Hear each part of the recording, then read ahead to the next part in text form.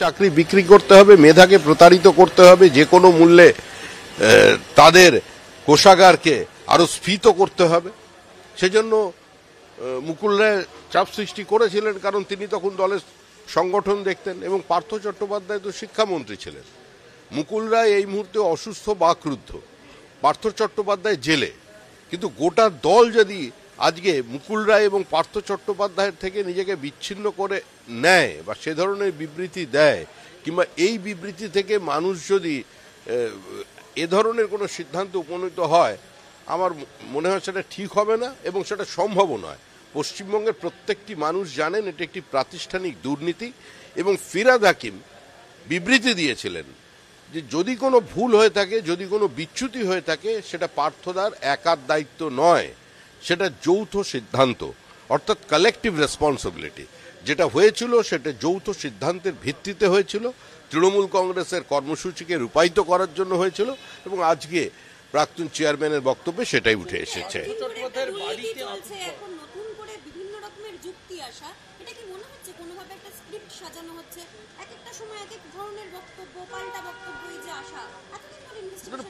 প্রথম থেকে এখন পর্যন্ত তো বিভিন্ন সময় স্ববিরোধী বক্তব্য চলেছে, বিভিন্ন সময় নতুন নতুন তথ্য উঠে এসেছে, কিন্তু যাদের নাম উঠে এসেছে তারা সব 2 থেকে 5% এজেন্ট। যাদের বাড়িতে খুব বেশি রেড হয়েছে তারাও ওই শ্রেণীভুক্ত। সুতরাং এ ধরনের বিবৃতি বা এ ধরনের নতুন তথ্য এসে গেলে মানুষের দরবারে যে বিচার হয়েছে, মানুষ যে বিচার করে যেটা সিদ্ধান্ত নিয়েছেন, সেটা থেকে মানুষকে সরানো যাবে না।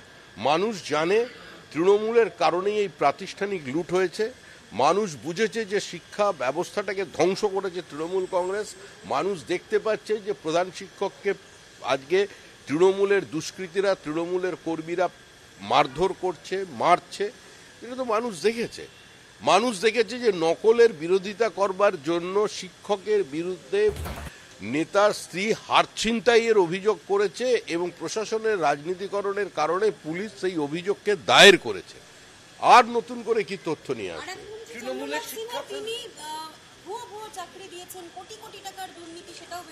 একা চন্দ্রনাথ সিনহা চাকরি দিয়েছেন, আর অন্য কেউ চাকরি দেয়নি, এটা কি কেউ বিশ্বাস করবে?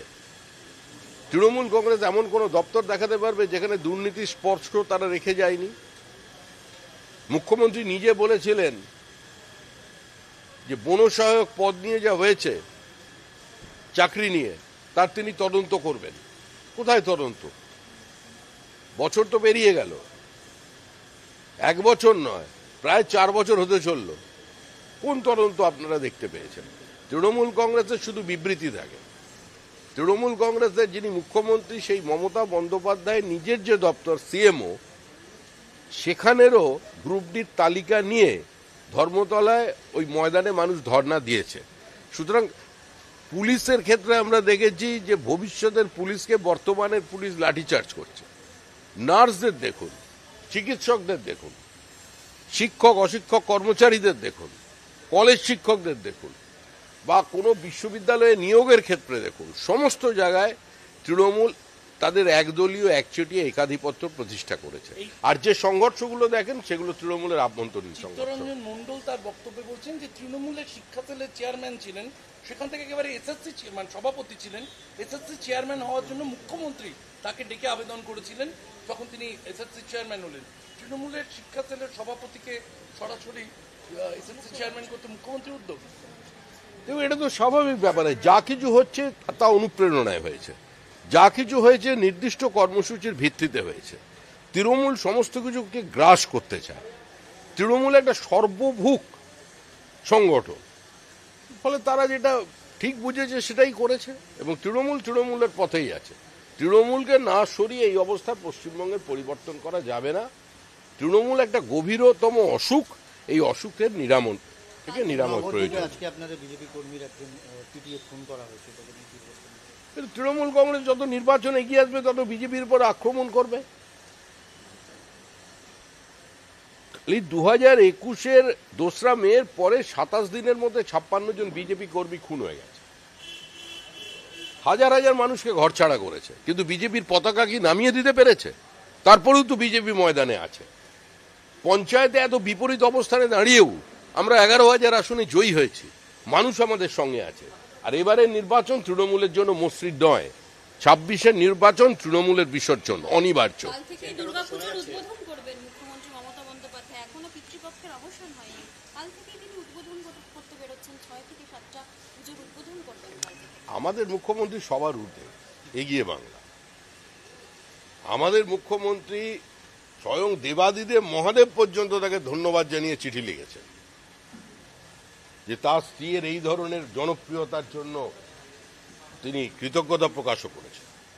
নবান্নে চিঠি এসেছে, তৃণমূল ভবনেও গেছে, আগেও গেছে। যেভাবে উনি দুর্গাপুজোকে বলছেন মা দুর্গাকে জনগণের মধ্যে এত তার গ্রহণযোগ্যতা তৃণমূল কংগ্রেস বাড়িয়েছে, এবং সেটাকে আরো এগিয়ে নিয়ে যাওয়ার জন্য, বাংলাকে এবং দেবী দুর্গার গ্রহণযোগ্যতা আরো বাড়ানোর জন্য আর মহালয়ার অপেক্ষা করতে হবে না। বীরেন্দ্র কৃষ্ণ ভদ্র ওপর থেকে চমকে চমকে উঠছে যে হচ্ছে কি, কিন্তু মুখ্যমন্ত্রী বলছেন আমি করবই। শিব সন্তুষ্ট। আপনাদের কমিটি কবে ঘোষণা হবে? কমিটি রাজ্য কমিটি আপনাদের ঘোষণা, এত বৈঠক করছেন, দফায় দফায় বৈঠক। কবে কমিটি? আরে আমাদের পার্টি তো ব্যান্ড পার্টি নয়, পলিটিক্যাল পার্টি, রাজনৈতিক দল, হরিনাম সংকীর্তনের দল নয়।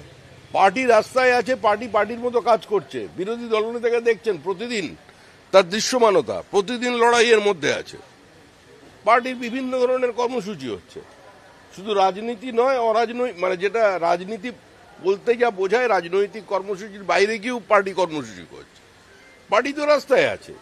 এবার বিজেপি ক্ষমতায় আসতে চলেছে, তার কমিটি হবে, সেই নিয়ে মানুষের উৎসাহ থাকবে। কিন্তু আমাদের মধ্যে কে সভাপতি হলো, কে সাধারণ সম্পাদক হলো, এটা কোনো বিষয় নয়, এগুলো বহমান। কবে মানুষ উৎসাহ?